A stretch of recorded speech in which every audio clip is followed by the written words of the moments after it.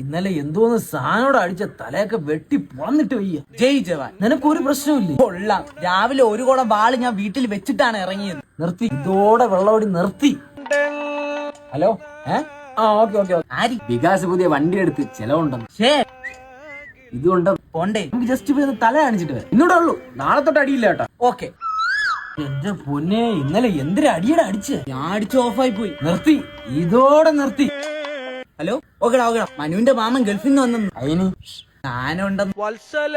എന്നാ പിന്നെ ഇന്നൂടെ ആവാം. നാളെ മുതൽ പക്കയാണ്. പക്ക. ഇന്ന് മുതൽ ഒന്നുമില്ല അല്ലേടാ? ഇല്ല. ഹലോ,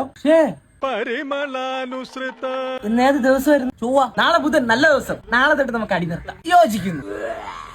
എടാ അനന്തു, നമ്മൾ നന്നാവായി സമൂഹം സമ്മതിക്കൂലടാ. നമ്മൾ അടി നിർത്തി ഓരോരുത്തർ മരാറ്റി വിളിച്ചു തുടങ്ങി. എടാ ചേച്ചിയുടെ മോളെ നൂല് കെട്ടറാ. എടാ പുതിയ വണ്ടി എടുത്ത് ചെലവുണ്ടറാ. എടാ ഗൾഫിൽ നിന്ന് മാമൻ പഴം കൊണ്ട് വന്നറാ. നിനക്കൊരു കാര്യം അറിയോ? പറ. ഈ ലോകം കണ്ട 1 നമ്പർ എഞ്ചിനീയർ ആവണം എന്നായിരുന്നു എന്നെ കുറിച്ച് എന്റെ അച്ഛന്റെ സ്വപ്നം. എന്നിട്ട് ആയില്ലേ രാജ്യം അറിയുന്ന 1 നമ്പർ കൗട്ട. എന്റെ ഒരു നിഗമനത്തിൽ നമ്മൾ 40 വയസ്സാവുമ്പോഴേ കിഡ്നിയും അടിച്ചുപോയി, കരളും പൊത്ത്, കണ്ണും ചത്ത്, ദേഹത്തുള്ള സകലമാന സുനകളും അടിച്ചുപോയി, ആറ്റിയൽ പൊങ്കാലയ്ക്ക് അടുപ്പിൽ വെക്കില്ല ചൂട്ട് അതേപോലെ ആവും.